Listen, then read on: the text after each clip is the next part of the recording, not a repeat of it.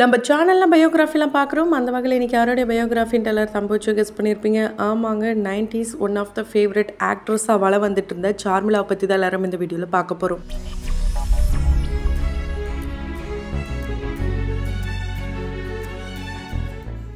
இவங்களை பற்றி பார்க்கறதுக்கு முன்னாடி இது வரைக்கும் யாரெல்லாம் நம்ம சினி சமூகம் சேனலை சப்ஸ்கிரைப் பண்ணலையோ அவங்க எல்லாரும் மறக்காமல் சப்ஸ்கிரைப் பண்ணிட்டு பக்கத்தில் இருக்க பெல் ஐக்கானையும் மறக்காமல் ப்ரெஸ் பண்ணிடுங்க. நடிகை சார்மிளாவை நம்ம எல்லாருக்குமே தெரியும். இவங்களை ஒரு சில படங்களில் பார்த்துருக்கோம். அண்ட் இப்போ அம்மாவா தமிழ் சினிமாலையும் நடிச்சிட்டு வந்தாங்க. அதுவும் விக்ரம் பிரபு அவர்களுடைய இவன் வேற மாதிரி இந்த படத்துல தான் நடிச்சிருந்தாங்க. அதுவும் ஹீரோயினுடைய அம்மா கேரக்டரும் பண்ணியிருந்தாங்க. இவங்களை பார்த்துட்டு இவங்க ஹீரோயினா நடிச்சாங்க, இப்போ அம்மாவும் நடிச்சாங்க, கண்டினியூஸாக நடிப்பாங்கன்னு பார்த்தா சடனாக திரும்பவும் காணாம போயிட்டாங்க. ரீசெண்டா ரொம்ப ட்ரெண்ட் ஆயிட்டு வராங்க. அதுக்கு காரணம் இவங்க ஒரு சிலவங்க மேல வச்சிருந்த அலிகேஷன் தான். ஸோ அது என்ன, எதனால அந்த மாதிரி நடந்தது, இவங்களை பத்தின இன்ட்ரெஸ்டிங்கான விஷயங்களை தான் தொடர்ந்து இந்த வீடியோல பார்க்க போறோம். சார்மிளாவை பாத்தீங்கன்னா 1974 பிறந்திருக்காங்க. இவங்களுக்கு தமிழை விட மலையாளத்துல தான் நிறைய ஃபேன் ஃபாலோவர்ஸ் இருக்காங்க. இவங்க பாத்தீங்கன்னா மலையாளி அப்படி நிறைய பேர் நினைச்சிருப்பாங்க. இவங்க பேசுற விதமா இருக்கட்டும், அண்ட் இவங்களுடைய அந்த ரியாக்ஷனா இருக்கட்டும், இவங்களை பார்க்கவே மலையாளி அப்படின்னு தான் நினைப்பாங்க. ஆனா இவங்க பக்க தமிழனுங்க. இவங்களுடைய அப்பா மனோகரன் ஒரு வெட்டினரி டாக்டர். இவங்களுடைய அம்மா, இவங்களுடைய சிஸ்டர் இப்படி அழகான குடும்பத்துல தான் வாழ்ந்துட்டு வந்திருக்காங்க. இவங்களுக்கு சின்ன வயசுல இருந்து நடிக்கணும், ஆடணும், பாடணும் இது போலாம் எதுவும் கிடையாது. ஏன்னா அப்பாவை பொறுத்த வரைக்கும் பொண்ணு நல்லா படிச்சு முடிச்சுட்டு நல்ல ஒரு ஒர்க், நல்ல ஒரு பையனை பார்த்து கல்யாணம் பண்ணணும்னு ஆசை. நல்ல ஒரு பணக்கார வீட்டு பொண்ணுன்னே சொல்லலாம். ஒரு நல்ல ஒரு பேக்ரவுண்ட்ல இருந்து தான் இவங்க இந்த இண்டஸ்ட்ரிக்கே வந்திருக்காங்க. ரொம்ப ஏழ்மையான குடும்பம் அப்படிலாம் எதுவுமே கிடையாது. அப்படி இருக்கிறவங்க ஏன் இண்டஸ்ட்ரிக்கு வரணும்? ஒன்னு பேஷனாச்சும் இருக்கணும். அப்படி இல்லைன்னா அவங்க மணிக்காச்சும் வருவாங்க. ரெண்டுமே இல்லைன்னா எப்படி வந்தாங்கன்னு கேட்டீங்கன்னா மோகன்லால் அவர்களால தான் வந்திருக்காங்க. ஆமாங்க, இவங்க கிட்டத்தட்ட மலையாளத்துல மட்டுமே 38 படங்கள் பண்ணியிருக்காங்க. அதுல 22 படங்கள் ஹிட் படங்கள். அதுல முக்காவாசி படங்கள் மோகன்லால் அவர் கூட சேர்ந்து தான் நடிச்சிருக்காங்க. மோகன்லாலுக்கும் இவங்களுக்கும் என்ன ஒரு கனெக்ஷன் பாத்தீங்கன்னா, மோகன்லால் அவர்களுடைய மாமனாரான பாலாஜி இவங்களுடைய அப்பா மனோகரன் அவர்களுடைய க்ளோஸ் ஃப்ரெண்டாம். அவங்களுடைய அப்பாவுடைய ஃப்ரெண்டு மூலியமா தான் இவங்க இண்டஸ்ட்ரிக்குள்ளேயே வந்திருக்காங்க. ஃபர்ஸ்ட் ஏவிஎம் ஸ்டுடியோக்கு ஒரு பாய் கெட்டப்ல தான் கூட்டு போயிருக்காரு. இவங்க யாரு என்னன்னே தெரியாம தான் இன்ட்ரோடியூஸ் பண்ணிருக்காங்க. அதுக்கப்புறம் பாத்தீங்கன்னா தான் என்னுடைய பொண்ணு எங்கப்பா நீ தானே கூட்டு போனேன்னு கேட்டா, அங்கப்பா சிவாஜி மகனா நடிச்சிட்டு இருக்காங்கன்ட்டு பாய் கெட்டப்ல நடிச்சிருக்காங்க. அதை தொடர்ந்து அன்புள்ள ரஜினிகாந்த் படத்துக்கு பாத்தீங்கன்னா மீனா அவர்களுடைய ரோலுக்கு இவங்க தான் ஃபர்ஸ்ட் ஓகேவா இருந்தாங்களாம். அதுக்கப்புறம் ஒரு சில காரணங்கள், குறிப்பா அவங்க அப்பா நோ சொன்னதுனாலதான், நமக்கு நடிப்புலாம் வேணாம் படிப்பு தான் வேணும் அப்படின்னு சொன்னதுனால மட்டும்தான் இவங்க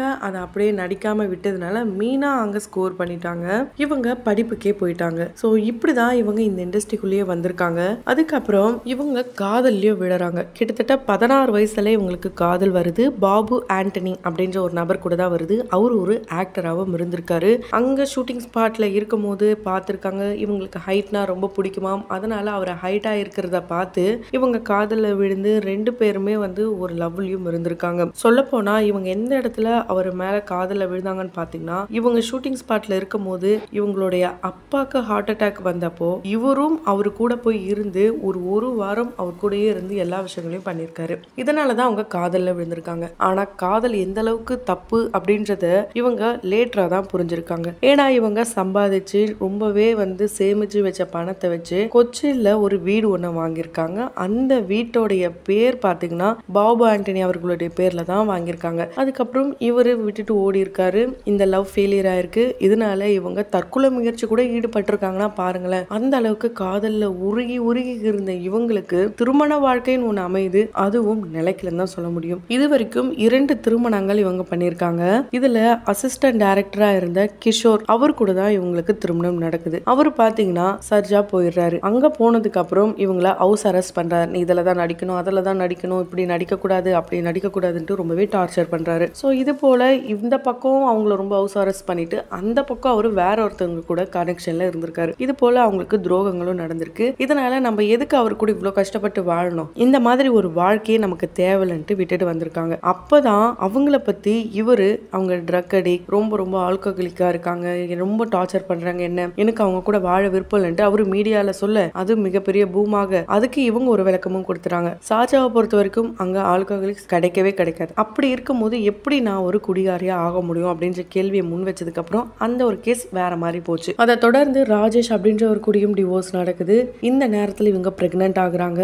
அது மட்டும் இல்லாம இவங்களுக்கு யூட்ரஸ்ல ஒரு சில ப்ராப்ளமும் இருந்ததுக்கு அப்புறம் தான் இவங்களுக்கு ஒரு குழந்தையும் பிறக்கிறாரு. இப்போ அவர் 10th படிக்கிறாரு. இவங்களுக்கு 3வது திருமணம் பண்ண கூட ஆசையாங்க. ஆனா அவங்களுடைய பையன் இவங்களை பார்த்து என்ன கேட்பான்ற ஒரு பயத்தினாலதான் இப்போ வரைக்கும் திருமணம் பண்ணாம இருக்காங்க. ஸோ திருமண வாழ்க்கையை பார்த்தீங்கன்னா இவங்களுக்கு ரொம்பவே ஒரு மோசமாக தான் அமைஞ்சிருக்கு. இவங்களுடைய வாழ்க்கையே வீணா போச்சுன்னு சொல்லலாம். ஆனா இவங்களுடைய கெரியர் பார்த்தீங்கன்னா ரொம்பவே டாப் லெவல்ல தான் இருந்திருக்கு. இப்படி இருந்துட்டு இருந்தவங்களுக்கு ஏன் இப்போ சடனா வந்து அட்ஜஸ்ட்மெண்ட் பத்தி பேசுறாங்கன்னு கேட்டீங்கன்னா அப்பயும் அட்ஜஸ்ட்மெண்ட் இருந்துதான். அதாவது காலம் மாறி போச்சுன்ட்டு தமிழ் படத்தை அங்க மலையாளத்துல ரீமேக் பண்ணிருக்காங்க ஒரு புது டீம். அந்த புது டீமுடைய ப்ரொடியூசர் தவறா பிஹேவ் பண்ண ஸ்டார்ட் பண்றாரு. அது மட்டும் இல்ல அங்க இருந்த ஒரு லேடிஸ் கிட்டையும் தவறா நடந்துக்க பாக்குறாங்க. இவங்க அவர் கையை கடிச்சிட்டு போலீஸ் ஸ்டேஷனுக்கு ஓட, அங்க போனதுக்கு போலீஸ் கேஸ் ஆக, இது போல விஷயங்கள்லாம் நடந்திருக்கு. அப்பவே இந்த மாதிரி பிரச்சனைகள்லாம் இருந்திருக்கு. அந்த நேரத்துல நம்ம போலீஸ் ஸ்டேஷன் போனோம் அப்படின்னா அங்க நம்மளதான் கேள்வி கேட்கறாங்க. நீங்க ஏன் அந்த டைம்ல அங்க இருந்தீங்க, ஏன் இந்த டைம்ல இந்த ட்ரெஸ் போட்டீங்களா, அப்படி இருந்தீங்களா, இப்படி இருந்தீங்களாட்டு பெண்கள் மேலேயே தவறான விமர்சனங்களை வச்சதுனால மட்டும்தான் பெண்கள் இதை பத்தி சொல்றதுக்கு முன் வரதே கிடையாது. அது மட்டும் இல்லாம இது வரைக்கும் எனக்கு டெய்லி 5ல இருந்து 6 காலாச்சும் எனக்கு அட்ஜஸ்ட்மெண்ட் பத்தி வந்துடும். ஆனா எனக்கு அதெல்லாம் இன்ட்ரெஸ்ட் கிடையாது. அதுவும் திருமண வாழ்க்கை இந்த மாதிரி ஆனதுக்கு அப்புறம் கண்டினியூஸா வந்துட்டே தான் இருக்கு. நான் படத்துல கமிட் ஆகிறதுக்கு முன்னாடியே எனக்கு நிறைய படங்களுடைய வாய்ப்பு அட்ஜஸ்ட்மெண்டால போயிருக்கு. எனக்கு எந்த ஒரு தவறும் நடக்கல. சொல்ல போனா இதான் உண்மை. அதனால எங்க அப்பாவுக்கு அந்த நேரத்துல கூட இருந்ததுனால ரொம்ப சப்போர்ட்டிவா இருந்துச்சுட்டு ரொம்ப ஓப்பன் அப்பாவே இவங்க பேசியிருக்காங்க. அதே மாதிரி இப்ப சொல்றதுக்கு காரணம் ஹேமா கமிட்டி இருந்ததுனால அங்க ஃபுல் அண்ட் ஃபுல் பெண்களுக்கு மட்டுமே சப்போர்ட் இருக்கு. அதனாலதான் பல பெண்கள் வந்து முன் வராங்க அப்படின்ட்டு எல்லாமே வந்து இவங்க ஓப்பன் அப் பண்ணிருக்காங்க. இவங்களுக்கு மட்டும் கிடையாது, இப்ப டாப் லெவல்ல இருக்க பல நடிகைகள் த்ரிஷா, நயன்தாரா, இப்படி இப்ப இருக்கிற நடிகைகள் அப்பல இருந்தே வந்திருப்பாங்க. அவங்க கிட்டயும் சில விஷயங்கள் நடந்திருக்கும். ஆனா அவங்க யாரும் வெளிப்படையா இப்ப சொல்லாம இருக்கிறதுக்கு காரணங்கள் ஒரு சில காரணங்கள் அவங்களுக்குள்ள இருக்குன்றும் சொல்லியிருக்காங்க. இது வரைக்கும் இவங்க தமிழ் படத்துல மட்டும் 9 படங்கள்ல ஹீரோயினா நடிச்சிருக்காங்க. கிளாமரா நடிக்கணும்ன்ற ஒரே காரணத்தினால அப்ப ஹீரோயினா இருக்கிறவங்க மட்டும்தான் எல்லாமே பண்ணுமா. அதாவது பிகினி ட்ரெஸ் போடணுமா, அண்ட் நிறைய ஒரு மாதிரி வித்தியாசமான சீக்வன்ஸ் வந்தாலும் அதை நடிக்கணுமா. அதெல்லாம் அவங்க அப்பா நோ சொன்னதுனாலதான் இவங்க மலையாளத்துல நடிக்க போனாங்களாம். ஏன்னா அங்க ஃபுல் அண்ட் ஃபுல் சேலை கட்டியே நடிக்கணும் அப்படின்றதுனாலதான் அங்க போயிருக்காங்க. ஆனா அங்க இது போல விஷயங்கள்லாம் இருக்குன்னு தெரிஞ்சும் அவங்க ரொம்ப போல்டா இருந்ததுனாலதான் இப்போ நிறைய விஷயங்களை அவங்க ஓபன் அப் பண்றாங்க. அண்ட் அட்ஜஸ்ட்மெண்ட் அப்படின்ற ஒரு விஷயம் ஒரு சிலர் வந்து அவங்களுக்கு விருப்பம் இருக்கும், அதை ஓகே பண்ணுவாங்க. விருப்பமே இல்லாம இப்போ கிராமத்துல இருந்து நம்ம வந்து சாதிக்கணும்னு நினைச்சு ஒரு சில பெண்கள் வருவாங்க. அவங்களுடைய ஒரு நிலைமை தான் ரொம்ப ஒரு கவலைக்கிடமா இருக்கு. அவங்களுக்கு தான் இந்த கமிட்டி ரொம்ப ரொம்ப தேவை அப்படின்னு சொல்லியிருக்காங்க.